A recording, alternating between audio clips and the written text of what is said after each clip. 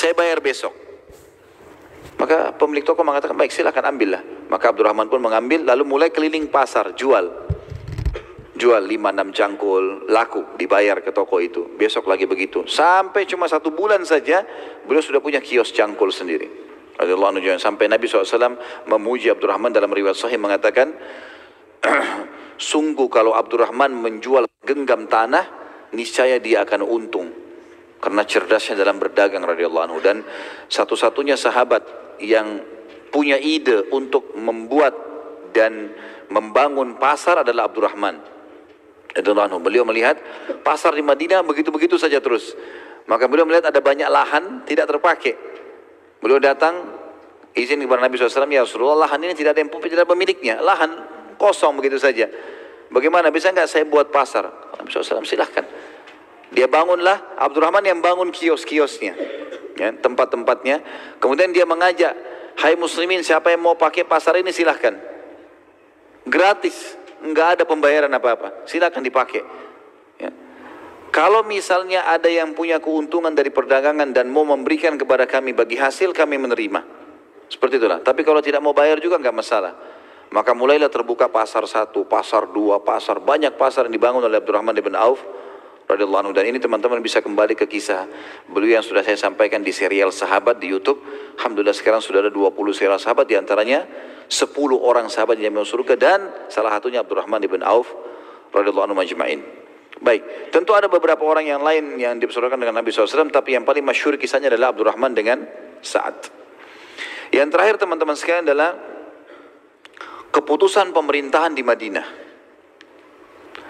Setelah persaudaraan antara Muhajirin dan Ansar selesai, pada hari itu juga si fulan bersaudara, semuanya saling bantu-membantu. Jadi yang pemukim, penduduk asli memilih 1 orang muhajir, kemudian dijadikan sebagai sahabatnya. Boleh tinggal di rumahnya, bersahabat sama dia, dia penuhi kebutuhannya, diberikan modal usaha, pokoknya menjadi sahabat dekatnya. Maka Nabi SAW mengeluarkan instruksi yang ketiga, dan keputusan yang ketiga itu keputusan pemerintahan di Madinah. Maka keluarlah pada saat itu piagam yang masyhur dengan piagam Madinah.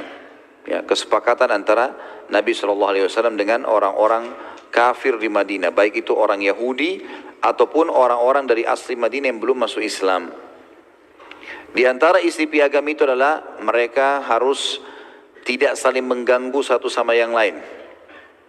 Tidak saling mengganggu satu sama yang lain. Dan ya, mereka harus sama-sama membela Madinah bila diserang oleh musuh. Jadi agama masing-masing berjalan, lakum dinukum waliyadin. Kemudian juga keputusan di Madinah saling sama-sama bekerjasama kalau Madinah diserang. Keputusan yang lain dari piagam Madinah teman-teman sekalian adalah bahwasanya siapapun orang-orang Mekah dari Quraisy yang masuk ke Madinah tidak boleh dijamu dan tidak boleh melindungi mereka. Kalau ada orang-orang Mekah datang, kan ini ceritanya muslimin hijrah ke Madinah karena apa? Karena disiksa di Mekah kan? Dirampas hartanya, dizalimi. Kita sudah tahu kisah beberapa sahabat yang pernah kita sampaikan disiksa. Ada yang ditusuk perutnya kayak kisah Sumayyah. Abu Jahal tuannya pada saat itu pegang tombak dengan kepala tombak yang tajam sambil dilihatkan di mata Sumayyah, kalau kau tidak mau tinggalkan agama Muhammad, saya akan tusuk perutmu pelan-pelan. Dia waktu itu Sumayyah lagi hamil, gitu kan, radhiyallahu anha. Jadi bukan ditusuk mati, enggak, ditusuk pelan-pelan sampai mati. Kalau kau tidak mau tinggalkan, Sumayyah tidak mau, sampai dibunuh oleh Abu Jahal. Jadi penindasan yang luar biasa ini. Penyiksaan. Abdurrahman bin Auf seluruh hartanya diambil. Begitu juga dengan sahabat-sahabat Nabi yang lain. Di antaranya Abu Bakar, di antaranya Utsman bin Affan, banyak yang sudah jadi kaya, miliardernya Mekah, diambil semua hartanya. Maka Nabi SAW ingin menunjukkan kepada mereka, perilaku zalim kalian ini akan terjadi juga hal yang sama. Sekarang kami sudah punya komunitas, maka seluruh penduduk Mekah, Quraisy, yang kafir ya, kalau yang beriman datang lain. Kalau yang kafir datang ke Madinah tidak ada jaminan bagi dia. Tidak boleh dijamu, tidak boleh diajak ngobrol, tidak boleh dilindungi. Ini keputusan yang ada pada saat itu. Dan ini kata sebagian ahli sejarah adalah iklan atau informasi perang dari Nabi SAW pada saat itu kepada orang-orang Quraisy. Ya, ini mulai awal iklan peperangan yang memang disebutkan oleh para ahli sejarah dari Nabi Shallallahu Alaihi Wasallam. Kita tutup teman-teman sekalian dengan kejadian-kejadian penting pada awal hijrah. Kejadian penting yang terjadi di awal hijrah. Maksudnya di sini di tahun awal hijrah ya, tahun pertama hijriah. Pada saat itu wafatlah seorang sahabat Nabi yang mulia, Sa'ad ibn Zurarah. Siapa orang ini? Sa'ad ibn Zurarah. Siapa yang tahu? Tadi baru kita sebutkan. Saya kasih minyak wangi deh. Sa'ad ibn Zurarah tadi kita sebutin, ya. Ahsant. Yang tadi melakukan sholat Jumat di rumahnya, kasih ini. Lihat. Akhirnya dapat juga. Jangan dilupa nama ini. Tadi saya bilang hafal nama ini. Sa'ad ibn Zurarah. As'ad ibn Zurarah ini adalah sahabat Nabi yang tadi mendirikan sholat Jumat di rumahnya sampai 40 orang. Sehingga keluar pendapat ulama hukum tentang harusnya 40 orang yang sholat. Dan sudah kita jelaskan khilaf di antara ulama. Pada tahun pertama Hijriah, As'ad ibn Zurarah meninggal radhiyallahu anhu, mati syahid. Maaf, mati normal ya, bukan mati di medan perang, mati di tahun pertama Hijriah. Saya ulangi lagi, As'ad bin Zurarah radhiyallahu anhu adalah orang yang pertama mati di tahun pertama Hijriah dari orang Ansar. Kejadian kedua teman-teman sekalian, selama 4 bulan setelah hijrah di tahun pertama Hijriah ini, semua wanita muslimah yang melahirkan, lahirnya anak semua.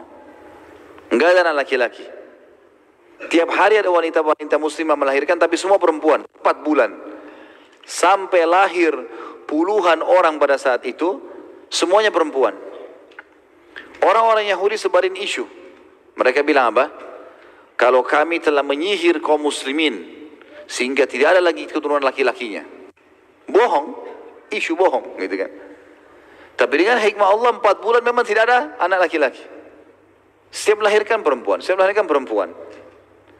Sampai akhirnya tiba Zubair bin Awam dan istrinya Asma binti Abi Bakar radhiyallahu anhu ajma'in. Baru hijrah dari Mekah nih. Asma lagi hamil besar. Asma lagi hamil besar radhiyallahu anha. Pas tiba di Madinah, berapa hari kemudian melahirkan dan subhanallah anaknya laki-laki. Lalu dibawa kepada Nabi SAW. Anaknya Zubair dan Asma radhiyallahu anhu diberikan nama Abdullah yang masyhur dengan Abdullah bin Zubair radhiyallahu anhu.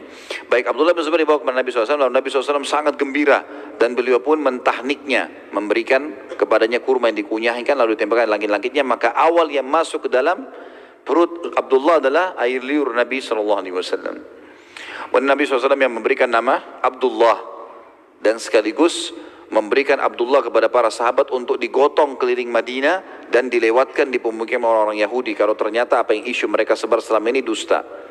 Kalau muslimin sudah memiliki keturunan laki-laki dan mereka sambil bertakbir melewatin pemukiman orang-orang Yahudi.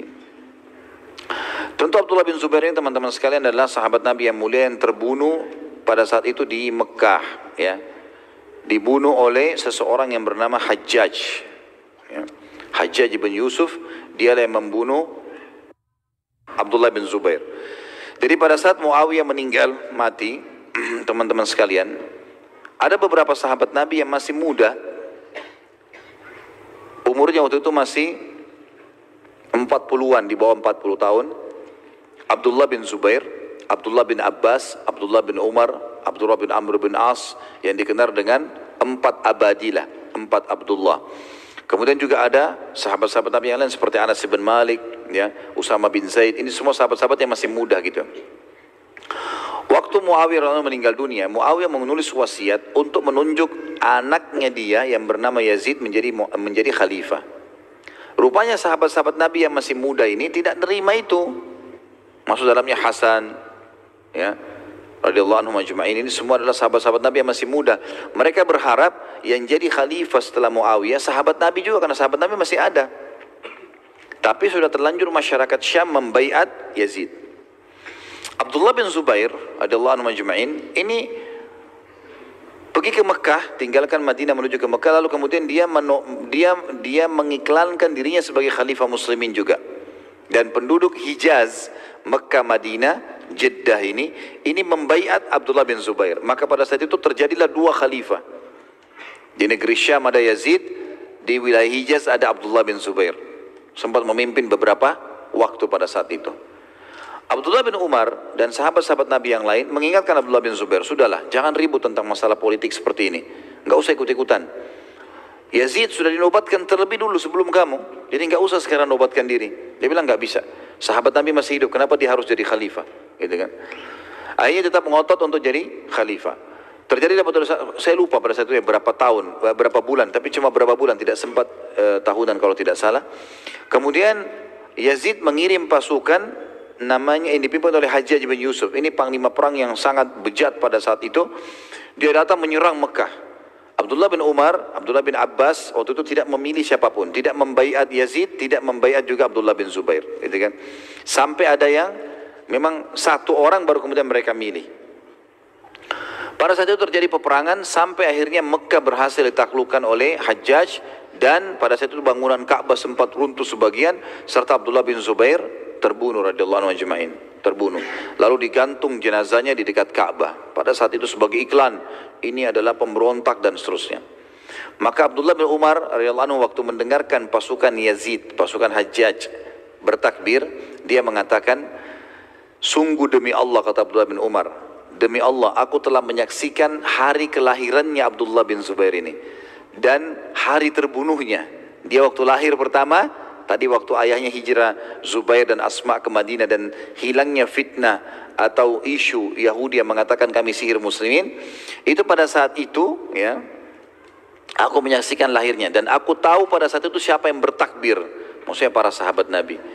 Dan aku menyaksikan matinya sekarang dan aku tahu siapa yang bertakbir, orang-orang yang jauh dari sahabat Nabi. Bukan sahabat-sahabat Nabi yang bertakbir, orang-orang yang baru masuk Islam. Dan demi Allah, yang bertakbir pada saat dia lahir lebih baik daripada yang bertakbir pada saat dia meninggal.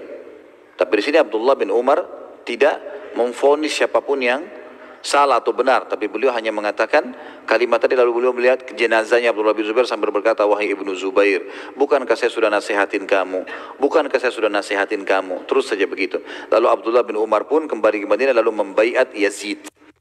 Mengatakan baiklah khilafah kepada Yazid, tidak ada lagi sahabat yang boleh memberontak ataupun membantah ya, di sini khilafah yang sudah ada supaya tidak terjadi masalah bagi kaum muslimin. Ini termasuk tambahan saja tentang Abdullah bin Zubair, tapi yang jelas saksi bahasan ayahnya Zubair bin Awam dan ibunya Asma binti Abi Bakar radhiyallahu anhu, ayahnya dan ibunya Abdullah adalah orang yang hijrah ke Madinah dan akhirnya mendapatkan anak laki-laki. Kejadian yang lain teman-teman sekalian, pada saat awal Hijriyah itu Nabi SAW juga menikahi Aisyah radhiyallahu anha di tahun pertama Hijriyah. Setelah Aisyah diajak atau hijrah sudah tiba di Madinah, maka di tahun pertama itulah Nabi SAW menikahi Aisyah. Juga kejadian yang lain, di awal tahun pertama Hijriyah perintah sholat ditambah jumlah rakaatnya. Waktu pertama kasus sholat Isra dan Mi'raj teman-teman sekalian, jumlah rakaat sholat semuanya 2 rakaat. Subuh 2, duhur 2, asar 2, maghrib 2, isya 2, semua sama 2. Dan di tahun pertama Hijriyah turun wahyu mengubah itu. Yang tetap dalam rakaatnya adalah subuh saja 2 rakaat. Duhur ditambah 2, asar tambah 2, maghrib tambah 1, isya tambah 2. Dan ini terjadi di tahun pertama Hijriyah. Juga pada saat itu terjadi teman-teman sekalian azan pertama kali dikumandangkan. Itu di awal Hijriyah, ya, di awal Hijriyah. Jadi setelah diubahnya jumlah rakaat sholat, belum ada wahyu yang menyampaikan bagaimana caranya muslimin untuk tahu waktu sholat sudah masuk, kecuali dari tanda-tanda saja. Seperti sabda Nabi SAW, duhur itu adalah kalau seseorang berdiri di bawah matahari dan tidak terlihat bayangannya. Kalau kita berdiri, matahari ada di tengah-tengah kepala kita, jadi bayangan tidak terlihat, itu waktu duhur. Waktu asar pada saat matahari sangat terang. Waktu maghrib pada saat terlihat awan merah, dan waktu isya pada saat awan merah hilang, dan subuh pada saat langit sudah bisa terlihat, ya, bukan gelap lagi seperti malam. Jadi ada ciri-cirinya. Maka para sahabat cuma mengingat itu saja belum mereka kumpul untuk sholat berjamaah bersama Nabi SAW. Apalagi tidak ada mic seperti kita sekarang mengeraskan pengeras suara untuk manggil orang gitu. Maka pada saat itu teman-teman sekalian, Nabi SAW beristihad, belum ada wahyu turun, untuk memberikan tanda yang terbaik tentang sholat. Sampai dalam beberapa athar disebutkan, Nabi SAW sempat menyuruh sahabat untuk mencari lonceng yang digunakan oleh orang-orang Nasrani. Cari lonceng, biar lonceng juga dibunyiin, sholat sudah masuk waktu. Belum ada wahyu turun. Akhirnya sahabat pada nyari semua. Di Madinah nggak ada Nasrani, orang Yahudi nggak pakai lonceng. Maka mereka tidak temukan. Akhirnya pada malam itu, seorang sahabat Nabi yang mulia namanya Abdullah bin Zaid bin Tha'labah. Abdullah bin Zaid bin Tha'labah, sahabat Nabi yang mulia ini mimpi. Dia melihat dalam mimpinya ada seseorang jalan bawa lonceng. Lalu dia tanya, "Hai Tuan, mau nggak jual lonceng itu buat saya?" Kata orang itu, "Untuk apa kau beli lonceng?" Dia bilang, "Untuk panggilan sholat kami." Maka orang itu pun berkata, "Maukah saya tunjukkan kepadamu lebih baik daripada lonceng ini?" Kemudian dia mengatakan, Abdullah bin Zaid bin Tha'labah mengatakan, "Iya, tentu saja mau." Lalu kemudian orang itu mengajarkan lafaz azan yang kita tahu sekarang. Allah Akbar, asyhadu an la ilaha illallah, dan seterusnya sampai la ilaha illallah.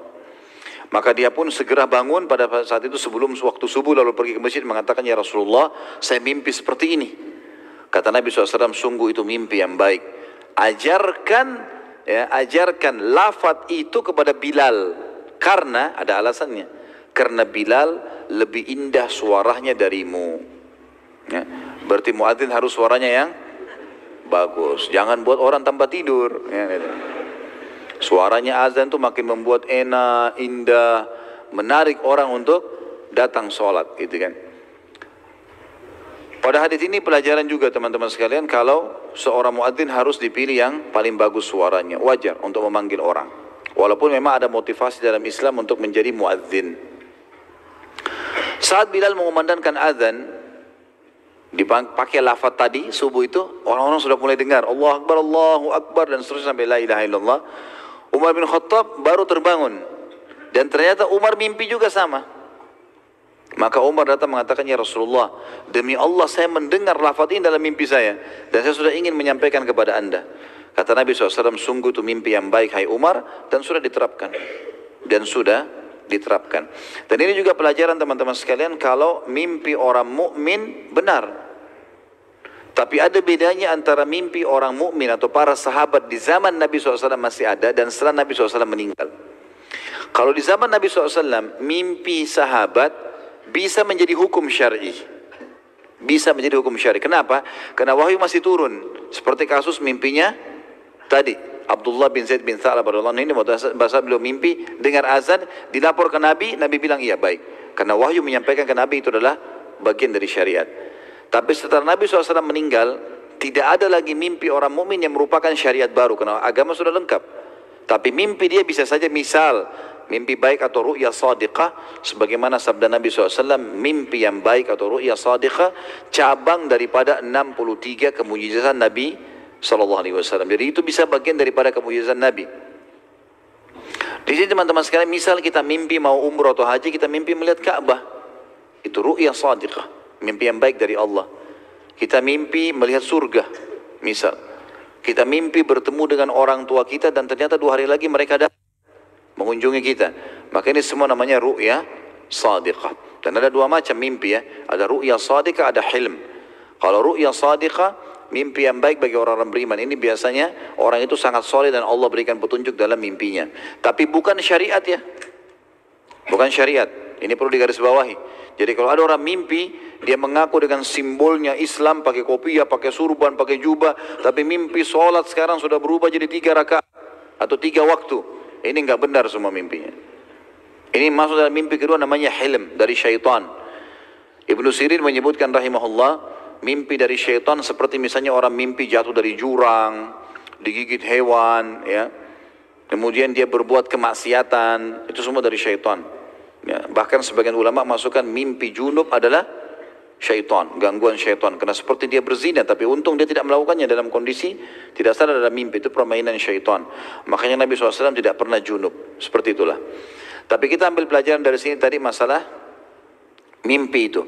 Dan ternyata betul, setelah mimpi tersebut, wahyu turun waktu Abdullah bin Zaid bin Tha'labah menyampaikan kepada Nabi SAW radhiyallahu anhu, Nabi mengatakan ini adalah digunakan, sampaikan pada Bilal, karena ada wahyu menyampaikan Nabi SAW kalau itu benar.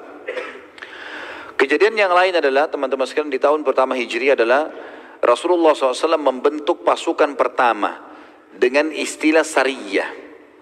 Apa itu sariyah? Dan ini akan sering kita sebutkan, nanti ada sariyah ini, sariyah itu. Sariyah, teman-teman, adalah pasukan yang kurang dari 100 orang jumlahnya. Pasukan yang kurang dari 100 orang. Dan ini strategi perang Nabi SAW. Beliau selalu mengirim ini. Pasukan 100 orang, kurang dari 100 orang, namanya sariyah. Dikirim misalnya untuk menyerang satu lokasi. Kadang-kadang cuma 30 orang, kadang-kadang cuma 10 orang, kadang-kadang 15 orang, kadang-kadang 70 orang, tergantung. Tapi sariyah ini biasanya kurang dari 100 orang.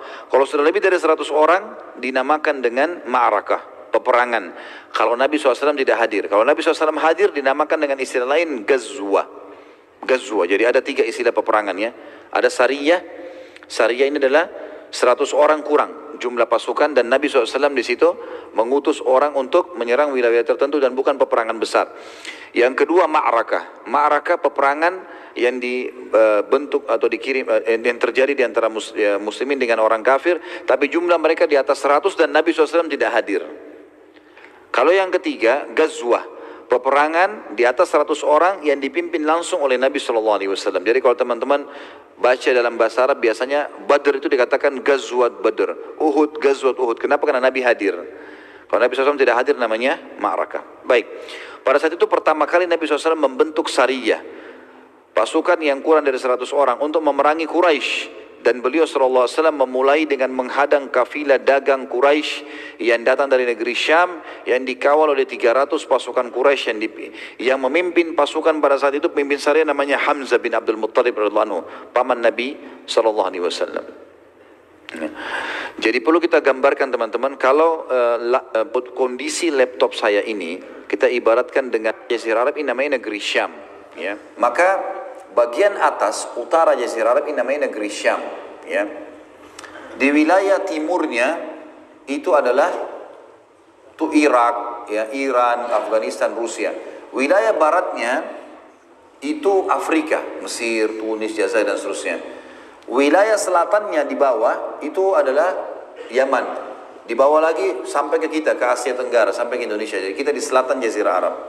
Baik, kalau kita petakan 4 tadi, ya, utara, selatan, timur, barat, maka Mekah sama Madinah ada di tengah-tengah Jazirah Arab, kurang lebih di atas tengah sedikit, lebih dekat ke negeri Syam, ya. Tapi Mekah itu berada di bawah Madinah. Mekah itu berada di selatan Madinah. Jadi kalau posisi negeri Syam itu, yang lebih dekat ke negeri Syam adalah Madinah. Madinah dulu, baru Mekah di bawahnya gitu. Jadi orang-orang Mekah, teman-teman, kalau mau mereka kan pada saat itu ambil dagangan dari negeri Syam, kan itu. Kita tahu waktu zaman Nabi SAW masih di Mekah, saya ceritakan Nabi dagang ke negeri Syam. Allah sebutkan dalam Al-Quran tentang Quraisy, rihlatas syita'i was saif, perjalanan musim dingin dan musim panas, itu perjalanan perniagaan mereka. Jadi orang-orang Quraisy kalau mau ke negeri Syam, mereka lewatin Mekah dulu, mereka lewatin Madinah. Jadi Madinah, Mekah, mereka harus lewat Madinah baru sampai ke negeri Syam. Waktu itu nggak ada jalur lain, karena Madinah berada lebih dekat dengan negeri Syam. Nah, pada saat kafilah dagang mereka kembali, Nabi SAW hadang, suruh sahabat hadang. Dan pasukan yang dibentuk oleh Nabi SAW menghadang ini khusus dari orang-orang muhajirin. Orang Ansar nggak ikut waktu itu. Apa sebabnya, teman-teman sekalian? Karena orang-orang Mekah telah merampas hartanya sahabat. Jadi perlu digarisbawahi ini. Karena sebagian orientalis mengatakan Muhammad sengaja merampas hartanya orang-orang Mekah untuk memburukan nama Nabi SAW. Padahal sebenarnya tidak. Mereka lah orang Quraisy yang telah merampas harta muslimin dan dirampas kembali oleh Nabi SAW. Itu pun banyak upaya yang gagal. Di antaranya sariyah yang pertama ini dianggap tanda kutip gagal di sini. Gagalnya kenapa? Waktu Hamzah bin Abdul Muttalib mendapatkan pasukan tersebut, kafilah tersebut, padahal jumlahnya banyak, mereka 300 orang yang mendampingi kafilah itu. Dan kafilah ini dikatakan kafilah kalau minimal 3 ekor unta sampai ke atas, sampai 1000 ekor unta, 2000 ekor unta, itu semua. Dan rata-rata kalau kafilah dagang zaman dulu itu di atas 1500 sampai 2000 ekor unta, dikawal dengan 300 prajurit. Diserang oleh Hamzah kurang lebih hampir 100 orang. Tapi rupanya mereka sempat berada di wilayah suku Dumroh namanya. Suku Dumroh ini salah satu suku Arab yang lebih cenderung dengan Quraisy. Pimpinannya namanya Majdi bin Amr. Majdi bin Amr ini waktu dengar Quraisy mau lewat, Quraisy minta tolong, maka Majdi membentuk pasukan lalu menghadang muslimin. Waktu dihadang muslimin jumlahnya banyak, ribuan orang pasukan Dumroh ini, suku Dumroh ini dihadang. Lalu kata Dumroh, kata Majdi, saya tidak mau ada peperangan di wilayah saya. Saya cuma minta kalian kembali ke Madinah, jangan serang kafilah Quraisy, gitu kan? Hamzah waktu itu salah satu pemimpin perang yang tahu tentang hukum syar'i, tidak boleh menyerang kecuali yang diinstruksikan. Nabi SAW suruh serang kafilah Quraisy. Sekarang yang dihadapi Dumroh, belum ada perintah.